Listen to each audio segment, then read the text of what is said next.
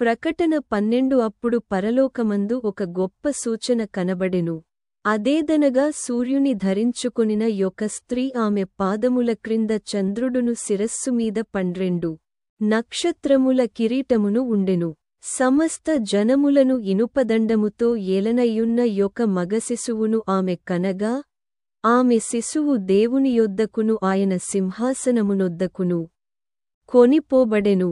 ఆ స్త్రీ అరణ్యమునకు పారిపోయెను.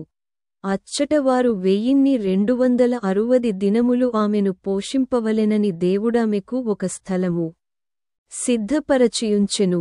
మరియు ఒక గొప్ప స్వరము పరలోకమందు ఈలాగు చెప్పుట వింటిని, రాత్రింబగళ్ళు మన దేవుని ఎదుట మన సహోదరులమీద నేరము మోపు వాడైన అపవాది ఒకటి పడద్రోయబడియున్నాడు గనుక ఇప్పుడు రక్షణయు శక్తియు రాజ్యమును మన దేవుని వాయెను.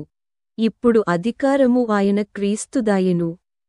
వారు గొర్రెపిల్ల రక్తమును బట్టియు తామిచ్చిన సాక్ష్యమును బట్టియు వానిని జయించియున్నారు గాని మరణము వరకు తమ ప్రాణములను ప్రేమించినవారు కారు.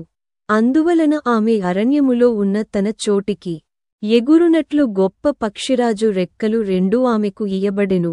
అచ్చట ఆ సర్పముఖమును చూడకుండా ఆమె ఒక కాలములు అర్ధకాలము పోషింపబడును.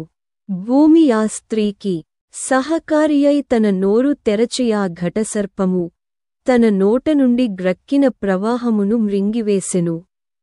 ప్రకటన 12 అందువలన ఆమె అరణ్యములో ఉన్న తన చోటికి ఎగురునట్లు గొప్ప పక్షిరాజు రెక్కలు 2 ఆమెకు ఇయ్యబడెను.